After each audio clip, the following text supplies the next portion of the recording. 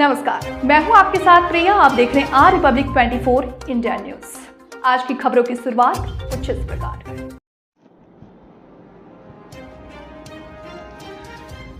चुनाव की आदर्श आचार संहिता समाप्त होने के बाद डीएम अरविंद सिंह की अध्यक्षता में तहसील बलरामपुर सदर में संपूर्ण समाधान दिवस का आयोजन किया। संपूर्ण समाधान दिवस में डीएम अरविंद सिंह द्वारा आम जनमानस की शिकायतों एवं समस्याओं को ध्यान पूर्वक सुना गया तथा शिकायतों को समयबद्ध ढंग से गुणवत्तापूर्ण निस्तारण के लिए संबंधित अधिकारियों को निर्देशित किया गया। उन्होंने कहा कि ऐसी शिकायतें जिनका निस्तारण मौके पर नहीं हो पाया है, ऐसी शिकायतों से संबंधित अधिकारी फील्ड पर जाकर जांच करते हुए 3 दिन के भीतर गुणवत्तापूर्ण निस्तारण सुनिश्चित करेंगे। डीएम सिंह ने कहा कि चुनाव की आदर्श आचार संहिता समाप्त हो गई है। सभी अधिकारी विभागीय योजनाओं के क्रियान्वयन में तेजी लाए एवं सभी पात्रों तक योजनाओं का लाभ पहुंचाए।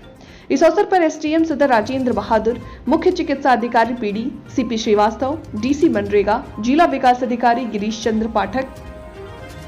संपूर्ण समाधान दिवस बलरामपुर में 65 में 7 शिकायतों का निस्तारण किया गया, जबकि तुलसीपुर में अपर जिलाधिकारी न्यायिक प्रमोद कुमार की अध्यक्षता में 26 शिकायतों में से 4 का निस्तारण किया गया। वहीं उतरोड़ा में उप जिलाधिकारी उतरोड़ा की अध्यक्षता में 27 शिकायत में से 1 का निस्तारण किया गया।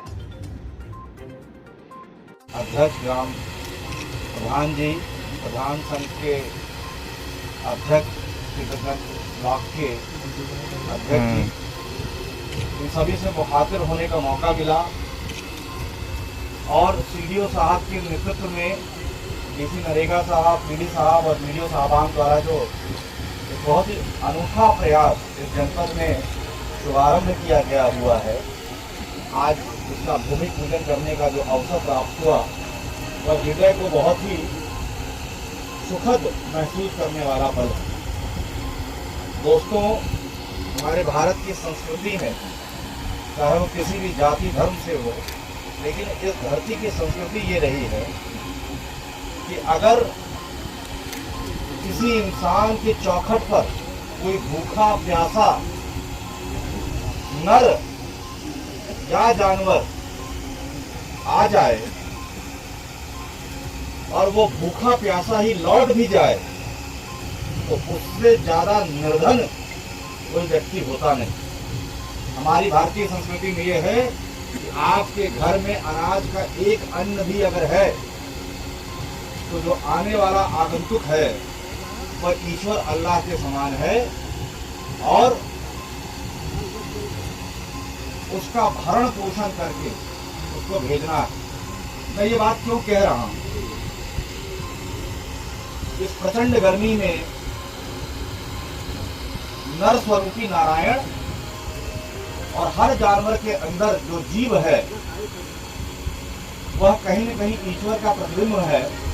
और इस भयंकर गर्मी में जब कोई जानवर पक्षी कौतूहल मचाता है क्योंकि उसको पानी पीने को नहीं मिल रहा और अंतोगत्वा या उसकी मृत्यु हो जा रही, या हमारे श्रमिक लोग जब खेतों में काम कर रहे होते हैं, नहरों के पास काम कर रहे होते हैं और भयंकर गर्मी के कारण मात्र सबसे मूलभूत आवश्यकता पीने का पानी नहीं प्राप्त हो पाता, तो मुझे लगता है इससे बड़ा कोई नैतिक अपराध है नहीं। इससे ज्यादा कोई गरीबी हो ही नहीं सकती कि इस प्रचंड गर्मी में हम किसी जानवर को, पक्षी को, नर को जो नारायण स्वरूपी है उसको पानी तक न पिला पा रहे। और दूसरा सबसे बड़ा अपराध क्या हो जाता? माँ धरती जो हमें सब कुछ दे रही है, इस प्रचंड गर्मी में हम जल संरक्षण अगर नहीं कर रहे होंगे तो उसकी भी प्यास की तृप्ति नहीं कर रहे हैं, तो अपने माता की भी प्यास की तृप्ति नहीं कर रहे हैं।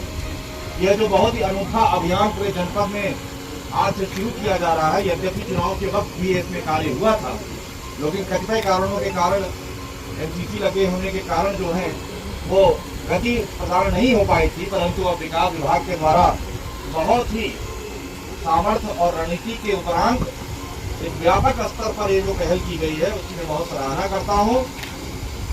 और इस महाअभियान से जैसा कि मैंने अवगत कराया कि यह हमारे धर्म से, चाहे किसी कोई भी धर्म हो, उससे जुड़ा हुआ है, हमारी संस्कृति से जुड़ा हुआ है। हम माँ पृथ्वी को, धरती को पुनः जल संचयन के माध्यम से वापस वो दे रहे हैं जिसकी वो अधिकार है उनको। इस वक्त खेतों में कुछ जगह पे फसल लगी है, बहुत से खेत खाली है, नहरें चलना शुरू हो गई हैं। अगले 5 से 10 दिन के बीच में सारी नहरों में